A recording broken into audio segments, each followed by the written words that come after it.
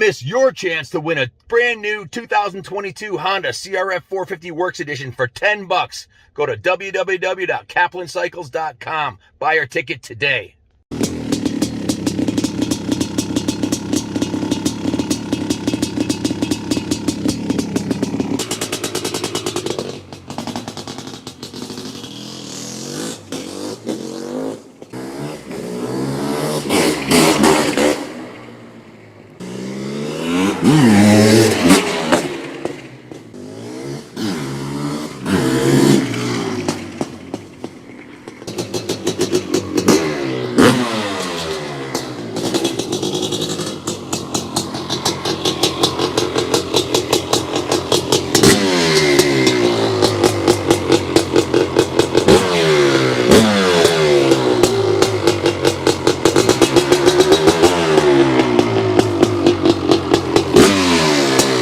For a good amount of hours, you realize you can ride it like a whole lot lazier than the small bores, you know?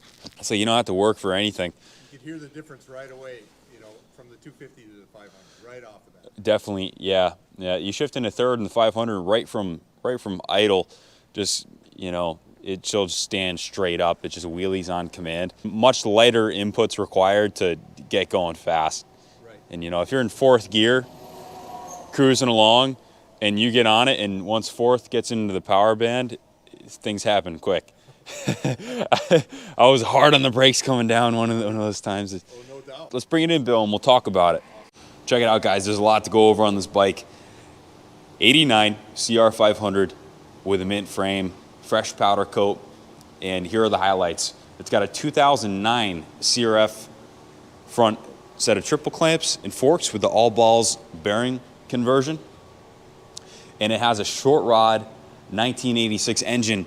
And after spending a little bit of time with the bike, I think what happened was, because this is an extremely low hour chassis, clearly you see some of the cycle parts that Billy and I will go over in a little bit. What happened was the original 89 motor must have went.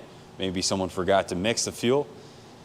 She seized up, and then she was pulled, and this 86 engine was transplanted. This really shows you how good a short rod motor can be. A lot of guys will talk about, oh, they're too violent, or oh, they're not, you know, trackable for moto. When they're nice and tight and carbureted properly, it's just magic, Billy. The power hits a little bit earlier, it feels like, and instead of tremoring up top, she just absolutely sings, and that's a testament to how tight the motor is. But with the modern front end, this is the biggest upgrade that you can do to an old steel frame, especially the 89. It's the first year of the upside down forks, and they were atrocious. That's when you saw guys using the older conventional forks in 89 instead of trying to make the new upside downs work, because they were really junk, and they changed them in 90, right, Bill? But so putting a modern front end on the bike, huge upgrade handling wise, and ergonomically on the CR. There's really nothing else to change aside from the oversized pegs, which are done, and then the nice bar setup. So we have the CR High fat bars with a Pro Grip 801s, and just a really strong spec on this bike. She's got the 86 short rod motor with a new Wiseco 90mm piston. The ports were cleaned up with no port timing alterations. New PWK Air Striker Key-in carburetor. That's the carb that we run on all of our CR500s. We've actually made more power with the 38mm Key-in than a 42mm Electron carburetor with a whole lot of testing in the dyno. This is easily tunable. Frame was powder coated. Again, the mint dent-free frame, powder coated, 2009 CRF front end with the all balls conversion. It's got the new seat foam, which is a high seat foam. I love it. New reproduction seat cover, which is a copy of the 89. All new bearings and bushings except for the hubs. It's got a new MB5 Evo rear tire, and it has all new cables. So Chris took it in, Chris Kelly, the wizard. He does all of our race prep here, and total labor of love. Brought it in, and every time we bring in a bike like this, it's basically, okay, we're going to MX Rewind at Unadilla this weekend. Race prep it. Make it ready to go to the races. So that's what we did. New NGK spark plug, new shift lever, new transmission lube. The drain plug was helicoiled. It was refreshed. A lot of times people strip the drain plugs or do some shady stuff or splooge JB weld on. We've seen it all. Absolutely zero issues with the engine cases on this bike. Serviced the Kickstarter gear, surfaced the cylinder head, new head gasket, new engine ice coolant. Okay, so the top end is completely fresh with the 90 millimeter Wiseco piston, and the head was resurfaced and sealed in-house here. So the bore is to spec. Yes. New FMF Fatty Gold Series pipe. Chris cleaned and serviced airbox. We've had some issues with these older airboxes not sealing properly. This one's sealing properly. The air boot has, it's still pliable, still feels like rubber. A lot of times if using an OE air boot, they dry out, and there's issues with that. No issues there.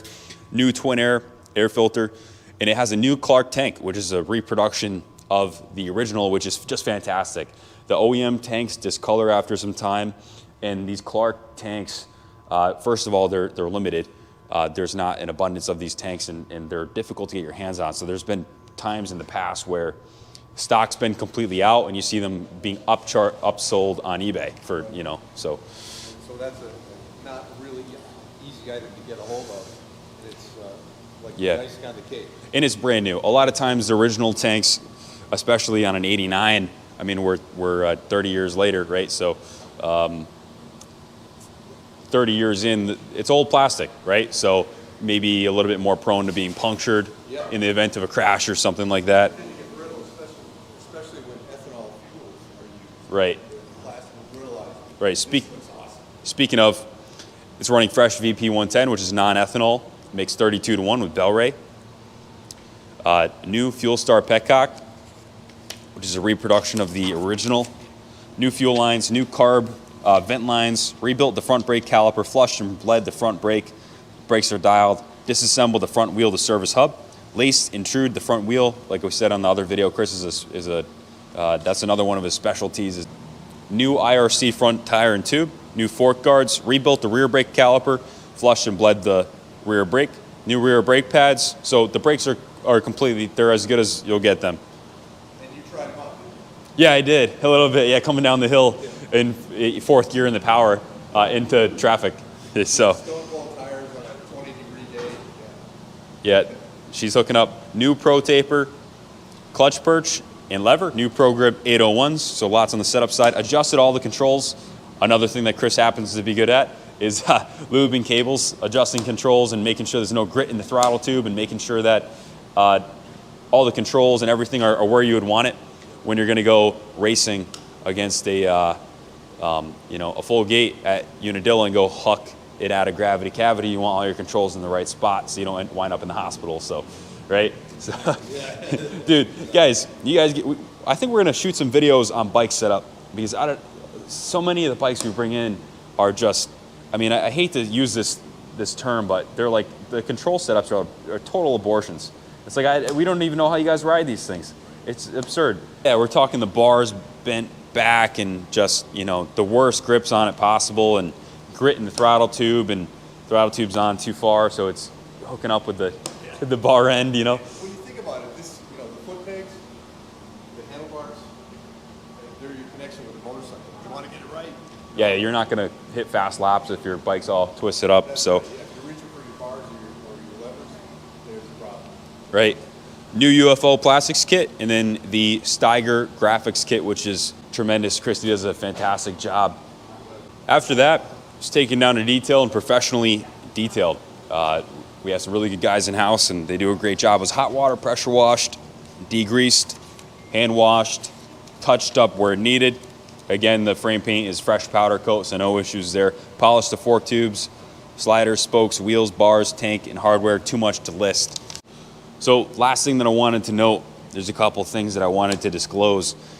It's the same thing on my 89. The steering stops don't go out that far. So with the modern conversion kit, the steering stops don't hook up. So you get a little bit more lean angle here. Maybe something to address if you're going to go racing. Mine's been like that for 2 seasons. Right, and yeah, you've gotten off a couple times, and it's done no damage to the bike at all. Right, it's been totally fine. Second thing, really the only other thing that I feel they need to disclose is the kicker gears. Oftentimes the kickstart will only hook up, here let me get it past TDC, I'll show you. So come up and the kicker gears don't hook up with the top gears up here. something that could potentially be cleaned up if it were to be disassembled. We're going to be selling it as is. If the bike's warm, it can be kicked from this location, but I think they ended up pop starting the bike a couple of times because of this. You really need the full stroke. I've been able to start it no problem, cold and warm, but it definitely takes a little bit of finessing. But as far as the engine internals go and the health of it, this is really as good as it gets. The tolerances are perfect and the power is magic. Yep. Transmission's super tight, no complaints. So any questions, call us 860-454-7024. We can ship it anywhere in the States inexpensively, so message your zip code for a shipping quote. No excuses here, guys. Good luck bidding, and God bless America. God bless America.